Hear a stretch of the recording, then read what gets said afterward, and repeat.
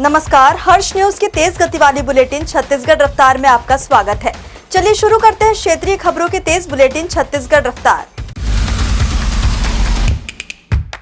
छत्तीसगढ़ में टीचर बनने की चाह रखने वालों के बीच अब बीएड से ज्यादा डीएलएड की डिमांड बढ़ गई है। 2024 में डीएलएड के लिए आवेदन 2023 की तुलना में करीब डबल हो गए। राज्य बनने के बाद ऐसा पहली बार हुआ जब बीएड से ज्यादा फॉर्म डीएलएड के लिए भरे गए। बीएड सहायक शिक्षक विवाद के बाद 2024 में बीएड की 14,400 सीटों के लिए 2.55 लाख आवेदन आए। वहीं महज 6,720 सीटों के लिए डीएलएड के लिए पिछले साल 3 लाख आवेदन आ गए। इस बार भी रुझान यही दिख रहा है कि फॉर्म भरने की प्रक्रिया जारी है। छत्तीसगढ़ के बिलासपुर में एनएसएस कैंप में नमाज पढ़ने के मुद्दे ने तुल पकड़ लिया है। गुरु घासीदास सेंट्रल यूनिवर्सिटी के एनएसएस कैंप में हिंदू छात्रों को जबरन नमाज पढ़ाने का दावा है। इसके बाद एबीवीपी और हिंदू संगठनों ने यूनिवर्सिटी परिसर में 6 घंटे तक प्रदर्शन किया। प्रदर्शनकारियों ने रजिस्ट्रार दफ्तर में बैठकर हनुमान चालीसा का पाठ किया। पुलिस अफसरों की मौजूदगी में कुलपति ने छात्र नेताओं से मुलाकात की। इसके बाद एनएसएस की स्थानीय इकाई को भंग करते हुए सभी 12 कोऑर्डिनेटर को पद से मुक्त करने का आदेश जारी किया। छत्तीसगढ़ पुलिस ने एक बार फिर सूखे नशे की तस्करी करने वालों पर शिकंजा कसा है। किराए के मकान में दबिश देकर पुलिस ने 3 गांजा तस्करों को दबोचा। आरोपियों के कब्जे से 30 किलो अवैध मादक पदार्थ गांजा बरामद किया गया। कार्यवाही में गिरफ्तार मुख्य आरोपी पहले भी गांजा तस्करी में पकड़ा जा चुका है। आरंग थाना प्रभारी राजेश सिंह ने बताया कि मुखबिर की सूचना पर पुलिस टीम ने बिहार में संतोष साहू के मकान में दबिश दी। उसने अपना मकान किराए से दे रखा था। तलाशी के दौरान आरोपी तुषार देवांगन, बलराम साहू और मोहन साहू मकान में मौजूद थे। इस दौरान पुलिस को स्टील में एक बड़े पेटी में से 30 पैकेट में 30 किलो गांजा मिला।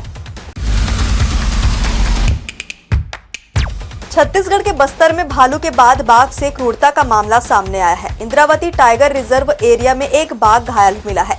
उसके दोनों पंजों पर गहरे जख्म हैं, कीड़े भी लग गए हैं। आशंका है कि शिकारियों के लगाए तार के फंदे में फंसकर बाघ घायल हुआ है। फिलहाल इलाज के लिए रायपुर के जंगल सफारी भेजा गया है। आईटीआर और वाइल्ड लाइफ की टीम को सूचना मिली थी कि बीजापुर में आईटीआर क्षेत्र के कांदुलनार, मोरमेड़ और तोयरनार इलाके के बीच जंगल में एक बाघ है जो घायल अवस्था में है। वन विभाग ने 16-17 अप्रैल को बाघ को ट्रैप किया, जिसके बाद उसे बेहोश किया गया।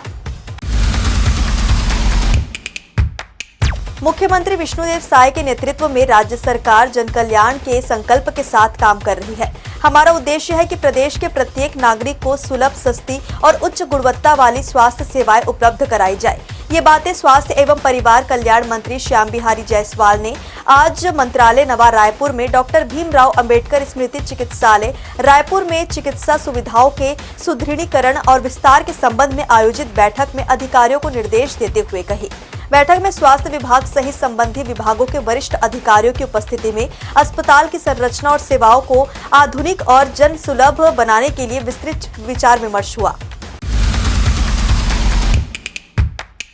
रायपुर में साय कैबिनेट बैठक शुरू हो चुकी है। मुख्यमंत्री समेत प्रदेश सरकार के सभी मंत्री मंत्रालय पहुंचे हैं। बैठक में सरकार आने वाले दिनों में कामकाज को लेकर महत्वपूर्ण फैसला करेगी। नए वित्तीय वर्ष 2025-26 की यह पहली कैबिनेट बैठक है, जिसमें कई महत्वपूर्ण मुद्दों पर चर्चा और बड़े निर्णय होने की उम्मीद है। विशेष रूप से प्रधानमंत्री आवास योजना, नक्सल प्रभावित क्षेत्रों में सुरक्षा, विकास, बस्तर के लिए विशेष योजनाएं और विभागीय बजट आवंटन जैसे विषयों पर गहन मंथन होगा। छत्तीसगढ़ सरकार ने एक अभिनव कदम उठाते हुए व्यापारियों के लिए अस्थायी बिजली कनेक्शन प्राप्त करने की प्रक्रिया को पूरी तरह डिजिटल और सरल बना दिया है। स्टेट सिंगल विंडो पोर्टल के माध्यम से शुरू की गई इस ऑनलाइन प्रणाली का उद्देश्य नियमों में सुधार करना और कठिन प्रक्रियाओं को सरल बनाना है। इस पहल से न केवल पारदर्शिता बढ़ेगी, बल्कि व्यवसायियों को समय और लागत की बचत भी होगी। छत्तीसगढ़ सरकार की इस पहल को उद्यमियों और व्यापारियों ने खूब सराहा है। नई प्रणाली के तहत व्यवसायी अब घर बैठे ही स्टेट सिंगल विंडो पोर्टल पर अस्थायी बिजली कनेक्शन के लिए आवेदन कर सकते हैं। नक्सलियों की वजह से आज भी बस्तर मूलभूत सुविधाओं के लिए तरस रहा है, जिसका खामियाजा मूल निवासियों को ही उठाना पड़ रहा है। इसका एक नजारा जिले के सुरपनगुड़ा में देखने को मिला, जहां आंधी तूफान की वजह से पेड़ गिरने से एक आदिवासी की मौत हो गई, जिसके शव को पोस्टमार्टम के लिए सड़क नहीं होने की वजह से चारपाई पर लाद कर ग्रामीणों को चलना पड़ा। आंधी तूफान की वजह से पेड़ के गिरने से चपेट में आए आदिवासी की मौत हो गई। गांव तक गाड़ी के आने जाने के लिए सड़क नहीं होने की वजह से पोस्टमार्टम के लिए ग्रामीण उसका शव चारपाई पर रखकर कंधे में लादे हुए 5 किलोमीटर की दूरी तय कर पहुंचे। प्रदेश सरकार किसानों को आत्मनिर्भर बनाने के लिए कई योजनाएं चला रही है, लेकिन कबीरधाम जिले की स्थिति इससे बिल्कुल विपरीत नजर आ रही है। गर्मी के इस मौसम में यहाँ के किसान बूंद बूंद पानी को तरस रहे हैं। धरती के पुत्र कहे जाने वाले ये किसान आज खुद बेहाल है, क्योंकि सिंचाई के लिए पानी की उपलब्धता नहीं है। रघुपारा, तिलाईभाट और बद्धो गांव के किसानों ने वर्षों पहले नहर विस्तारीकरण की मांग की थी। राज्य सरकार ने किसानों की समस्या को देखते हुए करिया आमा से रामहेपुर तक 3 किलोमीटर लंबी नहर निर्माण के लिए करोड़ों रुपए की स्वीकृति दी थी।